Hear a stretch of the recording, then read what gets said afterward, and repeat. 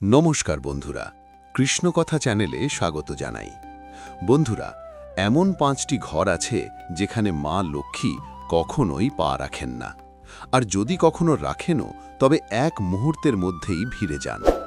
বন্ধুরা, এই কথাটি হালকাভাবে নেবেন না, কারণ আজ যে সত্য কাহিনী আপনি শুনতে যাচ্ছেন তা শুধু একটি গল্প নয়, এটি আপনার বর্তমান জীবন আর ভবিষ্যৎ ভাগ্যের মুখোমুখি দাঁড় করানো এক আয়না। আজ প্রথমবার মা লক্ষ্মী নিজেই জানাবেন সেই 5টি মারাত্মক ভুলের কথা, যা অজান্তেই আপনার ঘরকে স্বর্গ থেকে নরকে পরিণত করছে। যে ভুলগুলোর কারণে দিন রাত পরিশ্রম করেও আপনার ঘরে ধন টেকে না, সুখ আসে না, শান্তি থাকে না। আর মা লক্ষ্মীর দিব্যি চ্যানেলটাকে সাবস্ক্রাইব করে দাও, আর যে 5টি ঘরে তিনি পা রাখা মাত্রই ফিরে যান সেগুলোর রহস্য জানলে আপনি নিজেই অবাক হয়ে যাবেন। মনে রাখবেন, এই 5টি কথা না জানলে যতই খাটুনি দিন, যতই চেষ্টা করুন, সমৃদ্ধি কখনো আপনার দরজায় স্থায়ীভাবে আসবে না।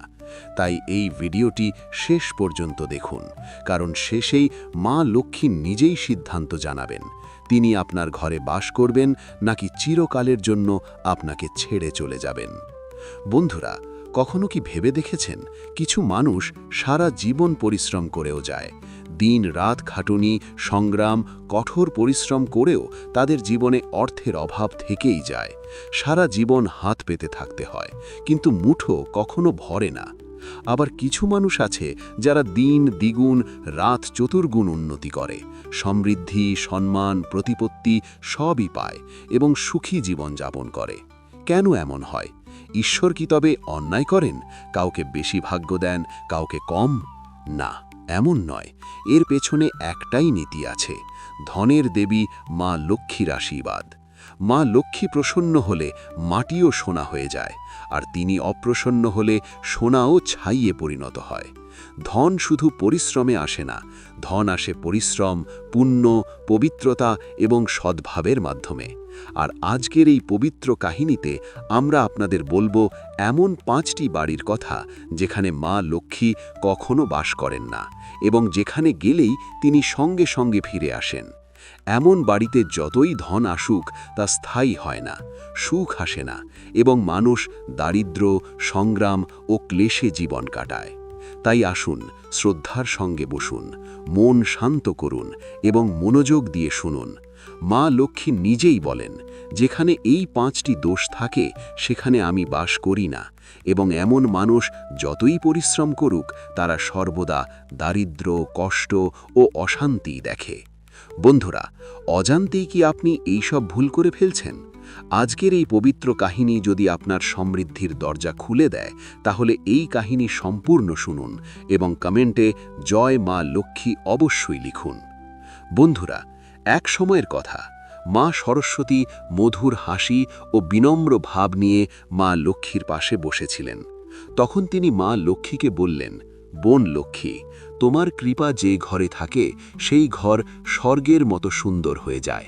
আলো, সমৃদ্ধি, আনন্দ ও সৌভাগ্য সেখানে নাচে, কিন্তু যেখানে তোমার চরণ পড়ে না সেখানে সারাক্ষণ অন্ধকার থাকে। মানুষ দুঃখ, অভাব ও ক্লেশে ভরে যায়। বলো বোন, এই রহস্য কি? কোন এমন পথ আছে যাতে তুমি প্রসন্ন থাকো? মা লক্ষ্মী কোমল হাসি ও শান্ত দৃষ্টিতে সরস্বতীর দিকে তাকিয়ে বললেন, বোন সরস্বতী, তোমার কথা সত্য। যেখানে আমি বাস করি সেখানে ধন, শান্তি ও উন্নতি ফলের মতো জন্ম নেয়, আর যেখানে আমি যাই না সেখানে প্রদীপ জ্বললেও ধোঁয়া দেয়। মানুষ পরিশ্রম করে কিন্তু ফল পায় না, সুখের বীজ বোনা হয় কিন্তু শেষে শুকনো কাঁটাই জন্মায়। তবে আমার রহস্য খুবই সহজ। সরস্বতী বিস্ময়ে জিজ্ঞেস করলেন, তাহলে বলো বোন, সেই সহজ পথ কি? মানুষ কোন কর্ম করলে তোমাকে প্রসন্ন করতে পারে, আর কোন কাজ থেকে মানুষকে দূরে থাকা উচিত? মা লক্ষ্মী কোমল কণ্ঠে হেসে বললেন, হে বীণামাদিনী, আমাকে প্রসন্ন করা খুব সহজ। আজ আমি নিজেই তোমাকে বলবো আমি কোন কোন ঘরে সর্বদা বাস করি। লক্ষ্মী হেসে বললেন, তুমি নিশ্চয়ই দেখেছ বোন, পৃথিবীতে অনেক মানুষ দিন রাত পরিশ্রম করে যায়। দিন রাত খাটুনি, সংগ্রাম, কঠোর পরিশ্রম করেও তাদের জীবনে অর্থের অভাব থেকেই যায়। সারা জীবন হাত পেতে থাকতে হয়, কিন্তু মুঠো কখনো ভরে না। আবার কিছু মানুষ আছে যারা দিন দ্বিগুণ, রাত চতুর্গুণ উন্নতি করে, সমৃদ্ধি, সম্মান, প্রতিপত্তি সবই পায় এবং সুখী জীবন যাপন করে। কেন এমন হয়? ঈশ্বর কি তবে অন্যায় করেন? কাউকে বেশি ভাগ্য দেন, কাউকে কম? না, এমন নয়। এর পেছনে একটাই নীতি আছে, ধনের দেবী মা লক্ষ্মীর আশীর্বাদ। মা লক্ষ্মী প্রসন্ন হলে মাটিও সোনা হয়ে যায়, আর তিনি অপ্রসন্ন হলে সোনাও ছাইয়ে পরিণত হয়। ধন শুধু পরিশ্রমে আসে না, ধন আসে পরিশ্রম, পুণ্য, পবিত্রতা এবং সদ্ভাবের মাধ্যমে। আর আজকের এই পবিত্র কাহিনীতে আমরা আপনাদের বলবো এমন 5টি বাড়ির কথা যেখানে মা লক্ষ্মী কখনো বাস করেন না এবং যেখানে গেলেই তিনি সঙ্গে সঙ্গে ফিরে আসেন। এমন বাড়িতে যতই ধন আসুক তা স্থায়ী হয় না, সুখ আসে না এবং মানুষ দারিদ্র্য, সংগ্রাম ও ক্লেশে জীবন কাটায়। তাই আসুন, শ্রদ্ধার সঙ্গে বসুন, মন শান্ত করুন এবং মনোযোগ দিয়ে শুনুন। মা লক্ষ্মী নিজেই বলেন, যেখানে এই 5টি দোষ থাকে সেখানে আমি বাস করি না, এবং এমন মানুষ যতই পরিশ্রম করুক তারা সর্বদা দারিদ্র্য, কষ্ট ও অশান্তি দেখে। বন্ধুরা, অজান্তেই কি আপনি এই সব ভুল করে ফেলছেন? আজকের এই পবিত্র কাহিনী যদি আপনার সমৃদ্ধির দরজা খুলে দেয়, তাহলে এই কাহিনী সম্পূর্ণ শুনুন এবং কমেন্টে জয় মা লক্ষ্মী অবশ্যই লিখুন। বন্ধুরা, এক সময়ের কথা, মা সরস্বতী মধুর হাসি ও বিনম্র ভাব নিয়ে মা লক্ষ্মীর পাশে বসেছিলেন। তখন তিনি মা লক্ষ্মীকে বললেন, বোন লক্ষ্মী, তোমার কৃপা যে ঘরে থাকে সেই ঘর স্বর্গের মতো সুন্দর হয়ে যায়। আলো, সমৃদ্ধি, আনন্দ ও সৌভাগ্য সেখানে নাচে, কিন্তু যেখানে তোমার চরণ পড়ে না সেখানে সারাক্ষণ অন্ধকার থাকে।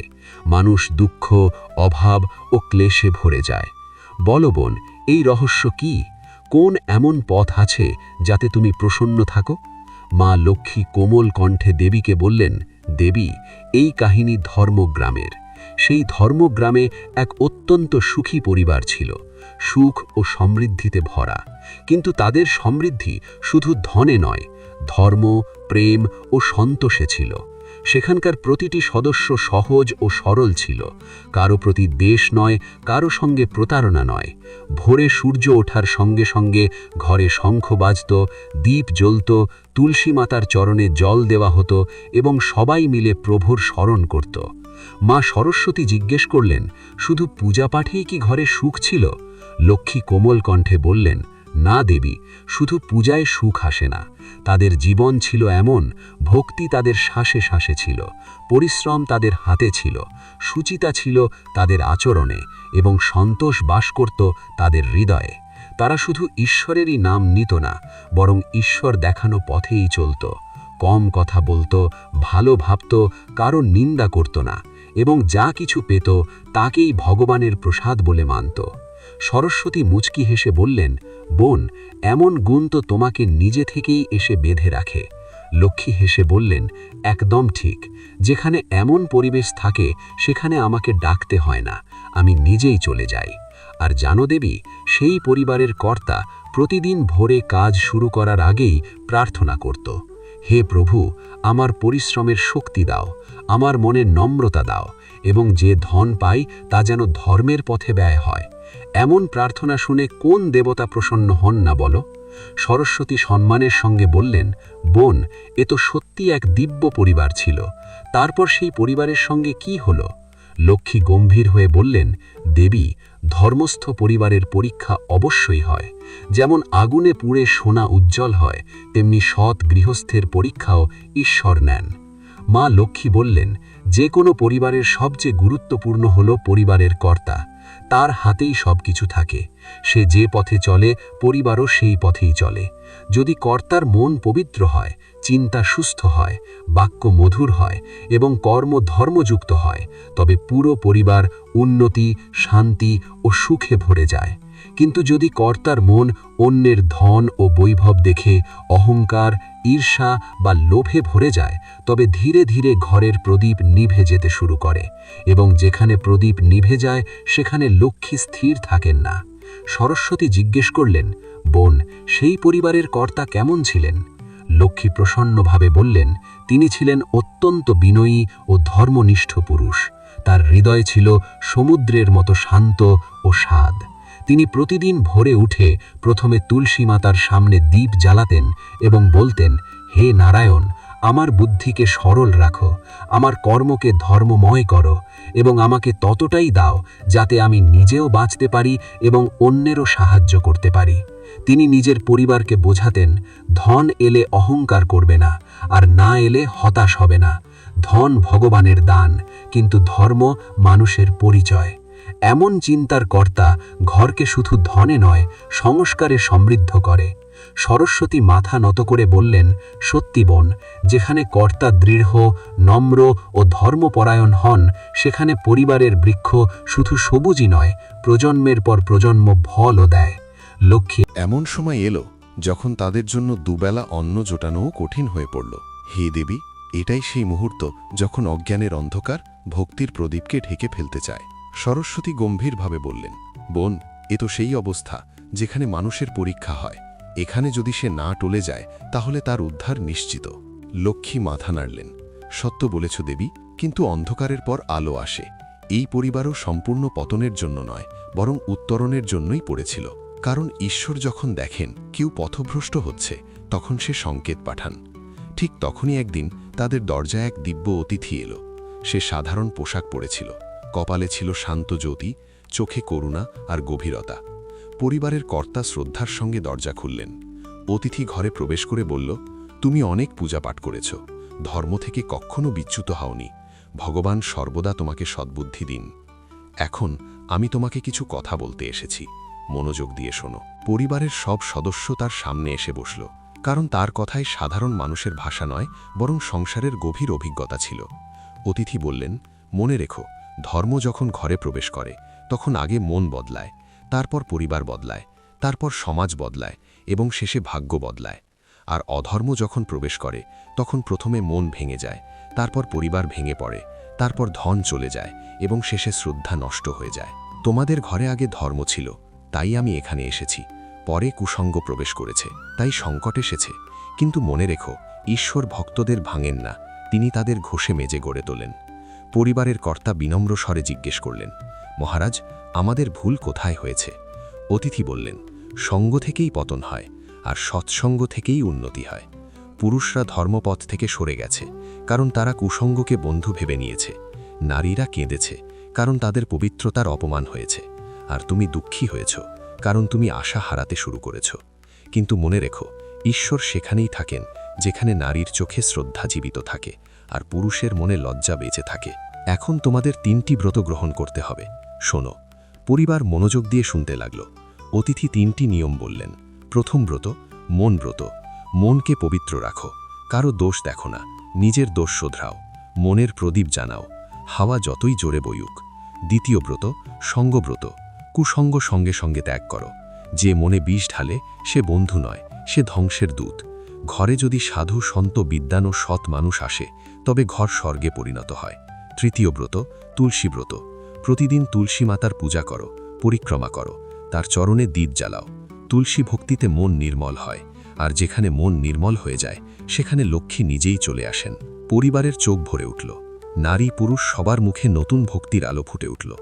অতিথি আরও বললেন, মনে রেখো, ঘর শুধু দেওয়াল দিয়ে তৈরি হয় না, ঘর তৈরি হয় নারীর অশ্রুর সম্মান দিয়ে আর পুরুষের দৃষ্টির পবিত্রতায়। তারপর অতিথি উঠে দাঁড়ালেন।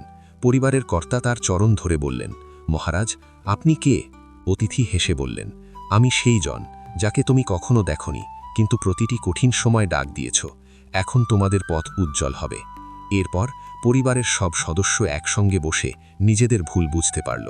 তারা আবার একজোট হল এবং উদ্যমের সঙ্গে কাজ করতে লাগল। পুরনো সৎ অভ্যাসগুলো আবার ফিরিয়ে আনল। তারপর তাদের দারিদ্র্য আর দুঃসময় ধীরে ধীরে সুসময় রূপ নিতে লাগল।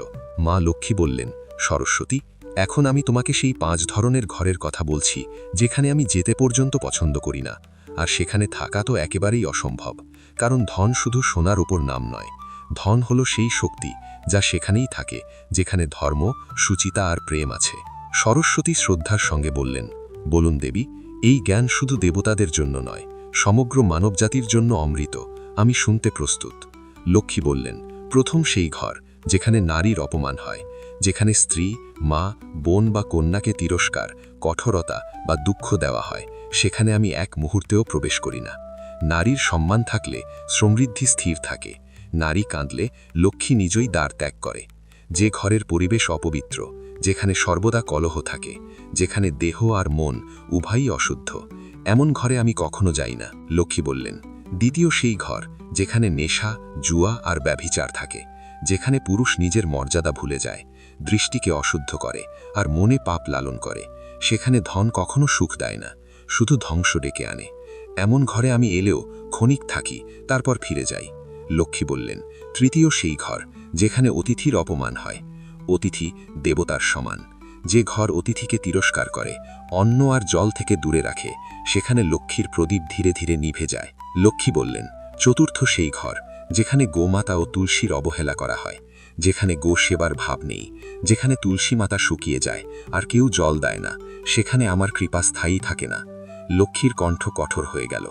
আর পঞ্চম সেই ঘর যেখানে মিথ্যা, চুরি আর ছলনা থাকে, যেখানে ধন আসে অসততার পথে, যেখানে ব্যবসা চলে প্রতারণার ওপর, যেখানে কথায় মধু আর মনে বিষ, এমন ঘরে ধন টেকে না, তা বালির মতো ফসকে যায়, কারণ অধর্মের উপার্জন লক্ষ্মী নয়, ধ্বংসের বীজ। সরস্বতী গম্ভীর হয়ে বললেন, বোন, এই 5টি ঘর সত্যিই স্বর্গ আর নরকের পার্থক্য বুঝিয়ে দেয়। যেখানে নারী, গো, তুলসী, সত্য আর অতিথির সম্মান নেই, সেখানে সমৃদ্ধি কিভাবে টিকবে? লক্ষ্মী প্রসন্ন হয়ে বললেন, সত্য বলেছ দেবী, যে মানুষ এই 5টি কথা বুঝে নেয়, সে কাঁচা মাটির ঘরে থাকলেও তার জীবনে বৈভবের আলো কখনো কমে যায় না। লক্ষ্মী আরও বললেন, এখন শোনো, যে ঘরে ভক্তি, পবিত্রতা, সংযম, শান্তি আর সেবা থাকে, সেখানেই আমি নিজে প্রদীপ হয়ে জ্বলি। আর এই কারণেই ধর্মগ্রামের সেই পরিবার, যার উদাহরণ আমি তোমাকে দিচ্ছি, আবার নিজের জীবনকে আলোয় ভরিয়ে তুলতে চলেছে। এইভাবে ভৈ সেই দিব্য অতিথির বাণী সেই পরিবারের অন্ধকার দূর করে দিল। মা লক্ষ্মী নিজেই প্রমাণ করে দিলেন যে যেখানে নারীর সম্মান, সত্যের পালন, পবিত্রতা, সেবা আর সদ্ভাবনা থাকে, সেখানেই সমৃদ্ধি চিরকালের জন্য বাস করে। মনে রাখবেন, ধন ভাগ্য দিয়ে আসে না, কর্ম, সঙ্গ আর চরিত্র দিয়ে আসে। এখন সিদ্ধান্ত আপনার। আপনার ঘরে কি সেই 5টি দোষ আছে, নাকি সেই 5টি গুণ, যাদের জন্য মা লক্ষ্মী নিজেই পা বাড়ান? বন্ধুরা, যদি এই কাহিনী আপনাদের ভালো লেগে থাকে, তাহলে কমেন্ট বক্সে জয় মা লক্ষ্মী অবশ্যই লিখবেন, যাতে মা লক্ষ্মী আপনাদের ঘরে সর্বদা ধনের বর্ষা করেন এবং আপনাদের পরিবার সমৃদ্ধিতে ভরে ওঠে। আর আমার কৃষ্ণকথা চ্যানেলটা সাবস্ক্রাইব করে দাও। সকলে ভালো থাকুন, সুস্থ থাকুন এবং ভগবান শ্রীকৃষ্ণের স্মরণে থাকুন। দেখা হবে নতুন আরেকটি পর্ব নিয়ে। জয় শ্রীকৃষ্ণ। রাধে রাধে।